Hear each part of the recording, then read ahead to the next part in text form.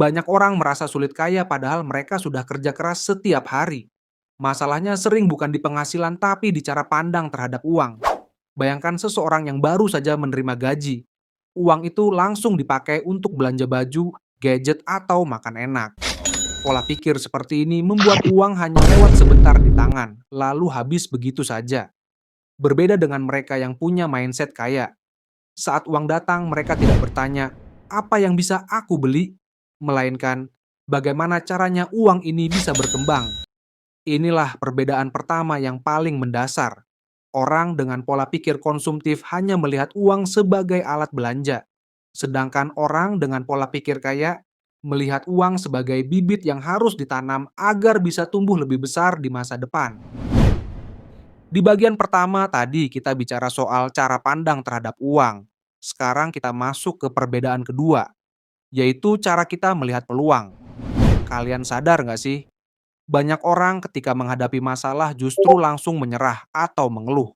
Misalnya, harga kebutuhan naik, ekonomi lagi sulit, atau gaji terasa kecil. Pola pikir konsumtif biasanya hanya berkata, "Ya sudah, mau gimana lagi?"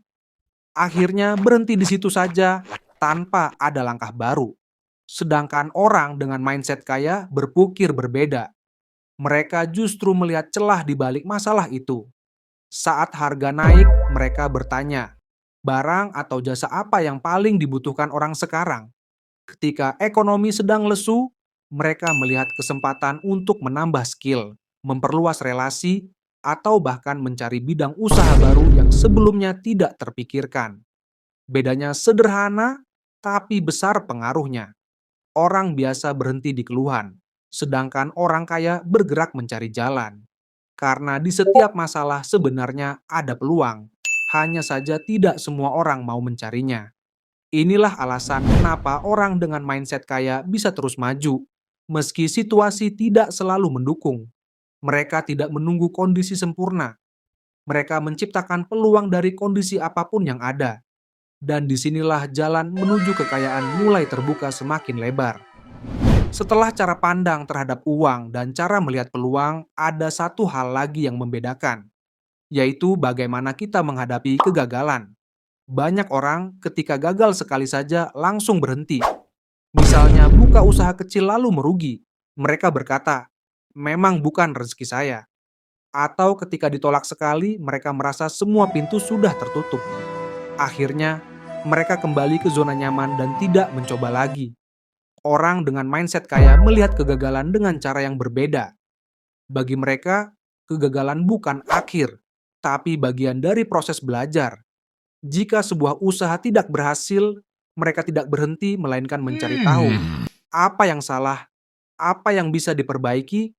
Kegagalan bukanlah tembok, melainkan tanda arah. Setiap jatuh adalah kesempatan untuk bangkit lebih kuat dan lebih cerdas.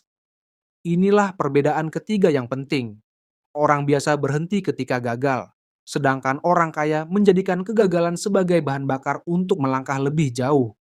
Dan dari sanalah, setiap langkah kecil membawa mereka semakin dekat pada kebebasan finansial. Jadi hal-hal inilah yang membedakan mindset kaya dengan mindset konsumtif. Jalan menuju kekayaan sering dianggap rumit, padahal sebenarnya ada langkah-langkah praktis yang bisa dilakukan siapa saja. Dan langkah pertama yang paling sederhana adalah menabung dan mengatur uang dengan benar. Bayangkan seseorang yang mendapat penghasilan setiap bulannya, dan jika seluruh uang itu langsung dihabiskan untuk belanja, hiburan, atau gaya hidup, maka jalannya menuju kekayaan akan terhenti di situ-situ saja. Tidak ada sisa yang bisa dipakai untuk melangkah lebih jauh. Sebaliknya, orang yang terbiasa menyisihkan sebagian penghasilannya meskipun kecil, sudah menyiapkan fondasi yang kuat. Tabungan yang perlahan terkumpul bisa menjadi modal, dan modal bisa jadi untuk usaha, bisa jadi modal untuk investasi, bahkan modal untuk keadaan darurat. Inilah yang membuat langkah mereka terasa lebih pasti di jalan menuju kekayaan. Mengatur uang bukan berarti hidup pelit atau menahan diri dari kebahagiaan. Mengatur uang berarti tahu mana yang benar-benar kebutuhan dan mana yang hanya keinginan sesaat. Perbedaan sederhana inilah yang menentukan apakah uangmu akan menguap begitu saja, atau justru tumbuh menjadi sesuatu yang lebih besar. Setelah punya kebiasaan menabung dan mengatur uang, langkah praktis berikutnya dalam jalan menuju kekayaan adalah mengembangkan skill. Karena sejujurnya, menabung saja tidak cukup. Kalau penghasilan tetap kecil, tabungan pun akan terkumpul sangat lama. Dan disinilah skill berperan penting. Bayangkan dua orang dengan penghasilan yang sama. Yang pertama puas dengan kemampuan yang ia miliki sekarang, sedangkan yang kedua terus belajar dan menambah keahlian. Dalam beberapa tahun, yang kedua akan melangkah lebih jauh. Penghasilannya bertambah, peluangnya lebih banyak, dan pilihannya lebih luas. Skill adalah aset yang tidak bisa dicuri orang lain. Entah itu skill komunikasi, teknologi, bisnis, atau bahkan keahlian sederhana yang dibutuhkan banyak orang. Semuanya bisa menjadi pintu rezeki. Mengembangkan skill berarti berinvestasi pada diri sendiri. Dan investasi inilah yang paling aman. Setelah terbiasa menabung dan terus mengembangkan skill, langkah praktis berikutnya dalam jalan menuju kekayaan adalah membangun aset. Inilah titik di mana uang mulai bekerja untuk kita. Aset bisa berbentuk banyak hal. Investasi di bisnis, properti, saham, atau bahkan aset digital. Tidak selalu harus besar, yang penting ada keberanian untuk mulai. Karena yang membuat orang tertinggal bukan jumlah modal, tapi kebiasaan menunda. Jadi, jalan praktis menuju kekayaan bisa dirangkum dalam 3 langkah. Menabung dan mengatur uang, mengembangkan skill, serta membangun aset. 3 langkah sederhana, tapi jika dilakukan konsisten, mampu membuka pintu menuju kebebasan finansial. Sekarang pertanyaannya, ingin hidup di Indonesia itu kayak naik level dalam game. Dari level 1 sampai level 7, tiap orang ada di posisi berbeda. Kalian berada di level mana nih? Level 1, bertahan hidup. Level ini adalah titik paling bawah. Orang-orang di level 1 biasanya hidup dari penghasilan harian. Hari ini kerja, hari ini bisa makan. Kalau besok nggak ada kerjaan, ya besok nggak ada makan. Mereka sering kerja serabutan. Jadi kuli bangunan, tukang parkir, buruh lepas, atau pedagang kecil di pinggir jalan. Penghasilannya sangat kecil dan enggak menentu. Di level ini, uang benar-benar hanya buat kebutuhan paling dasar. Makan, bayar kos seadanya, atau sekadar bertahan. Bahkan kalau mau nabung, hampir mustahil. Rasanya, ketika ada keadaan darurat, misalnya sakit atau butuh bayar sesuatu mendadak, solusinya cuma 2, berutang atau minta bantuan orang lain. Hidup di level ini berat banget. Tapi ada satu hal penting yang bisa dipelajari, kemampuan bertahan. Karena meski hidup serba kekurangan, mereka terbiasa kreatif cari jalan supaya tetap bisa hidup. Lanjut ke level 2, pas-pasan. Kalau di level 1 tadi orang masih bingung besok bisa makan atau enggak, di level 2 hidupnya sudah sedikit lebih aman. Biasanya mereka sudah punya penghasilan tetap tiap bulan. Misalnya gaji hampir setara UMR. Dengan uang itu, kebutuhan pokok bisa terpenuhi.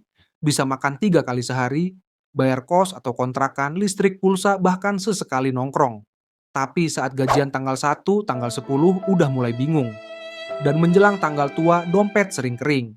Kenapa? Karena penghasilannya hanya cukup untuk kebutuhan dasar. Tidak ada ruang untuk nabung, apalagi investasi. Apalagi kalau ada musibah misalnya sakit, motor rusak, atau ada kebutuhan mendadak uangnya nggak cukup. Akhirnya terpaksa pinjam. Ke teman, ke keluarga, bahkan ke pinjol. Level pas-pasan ini bisa dibilang jebakan paling besar. Karena kelihatannya aman, tapi sebenarnya rawan banget. Orang di level ini bisa bertahun-tahun terjebak di posisi yang sama kalau nggak belajar mengatur uang. Lanjut lagi, level 3 mulai nabung. Di level ini hidup memang belum enak, tapi sudah ada sedikit ruang bernapas. Penghasilan sudah bisa menutupi kebutuhan dasar dan ada sisa kecil untuk ditabung. Orang-orang di level 3 belum bisa beli barang mewah, apalagi liburan. Tapi sudah bisa menyisihkan uang buat darurat. Misalnya kalau motor rusak, nggak perlu langsung panik atau minjem sana-sini. Tabungannya tipis, tapi cukup bikin tidur lebih tenang. Namun, di level ini semuanya masih serba terbatas. Karena itu, Level ini bisa dibilang titik awal keluar dari lingkaran pas-pasan. Masih sederhana, tapi udah ada pijakan untuk naik ke level berikutnya. Level 4, menengah ke bawah. Di level 4 ini hidup sudah mulai terasa sedikit lebih nyaman. Penghasilan cukup untuk kebutuhan sehari-hari, ada tabungan kecil, dan sesekali bisa menikmati hal-hal di luar kebutuhan pokok. Misalnya bisa makan di restoran sederhana, beli pakaian yang sedikit lebih bagus, atau jalan-jalan ke tempat wisata murah. Kalau ada kebutuhan mendadak, masih bisa ditutupi dari tabungan atau gaji bulan depan, meski kadang agak keteteran. Orang di level ini biasanya mulai memikirkan hal-hal jangka panjang, seperti pendidikan anak atau asuransi, meski belum terlalu stabil. Level 4 ini bisa dibilang zona abu-abu. Di satu sisi sudah nggak terlalu susah, tapi di sisi lain belum bisa dibilang aman. Semua masih tergantung seberapa kuat mereka mengelola keuangan. Lanjut, level 5, menengah atas. Naik ke level 5, hidup sudah jauh lebih stabil. Orang di level ini biasanya sudah punya rumah sendiri, kendaraan yang layak, dan penghasilan yang cukup untuk menabung sekaligus berinvestasi. Bahkan kelas menengah atas kalau belanja tanpa harus mikir terlalu lama dan ganti HP baru bukan lagi jadi beban.